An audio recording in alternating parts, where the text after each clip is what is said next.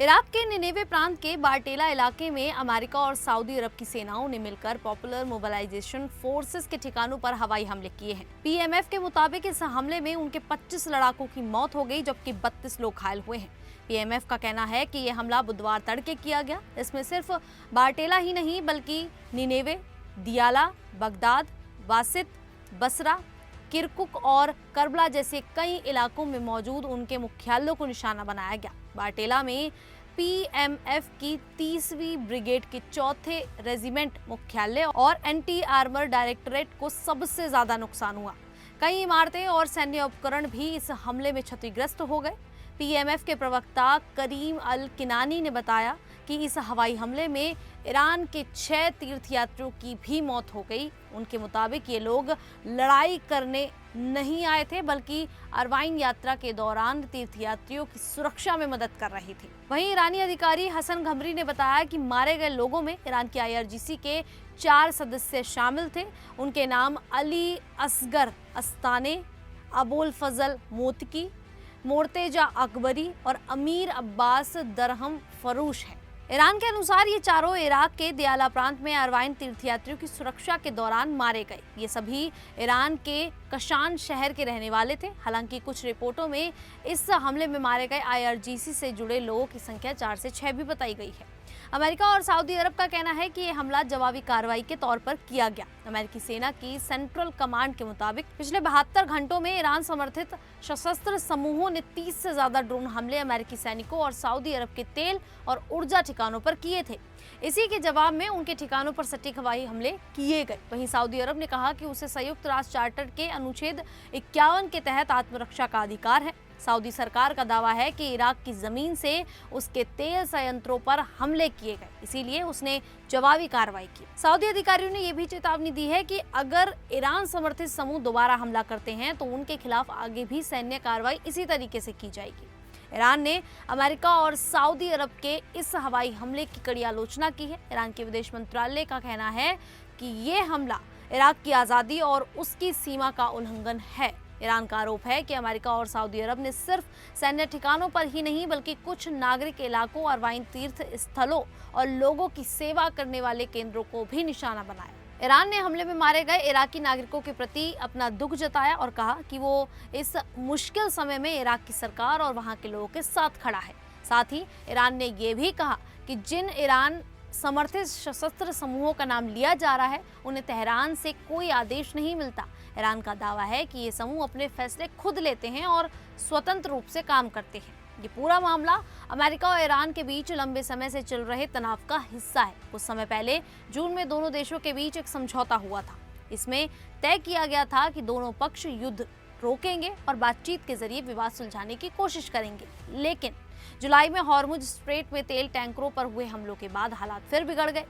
इसके बाद अमेरिकी राष्ट्रपति डोनाल्ड ट्रंप ने कहा कि अब युद्ध विराम खत्म हो गया है। अमेरिकी सेना की सेंट्रल कमांड ने ईरान के कई सैन्य ठिकानों पर हवाई हमले किए। इनमें मिसाइल और ड्रोन ठिकाने, समुद्री निगरानी केंद्र और सैन्य सामान रखने वाले लॉजिस्टिक्स सेंटर शामिल थे।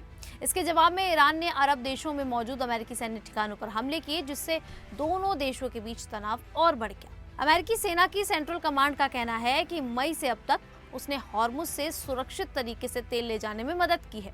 सेंट्रल कमांड के मुताबिक इस दौरान करीब 50 करोड़ बैरल कच्चे तेल की सुरक्षित आवाजाही कराई गई और 1000 से ज्यादा जहाजों को इस रास्ते से गुजरने में सहायता दी गई।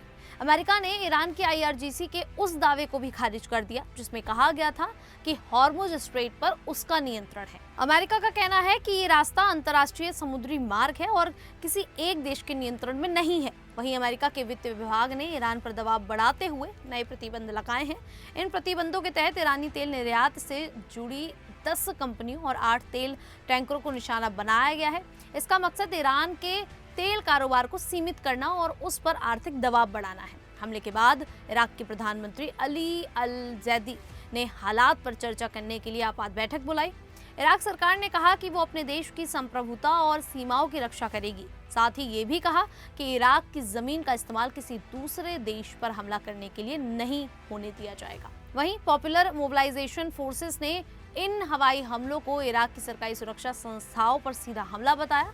पीएमएफ का कहना है कि इससे इलाके में तनाव और बढ़ सकता है। पीएमएफ से जुड़े कुछ समूहों ने हमले का बदला लेने की चेतावनी भी दी है। हालांकि उन्होंने कहा है कि अरवाइन धार्मिक यात्रा खत्म होने के बाद ही आगे की कार्रवाई पर फैसला किया जाएगा।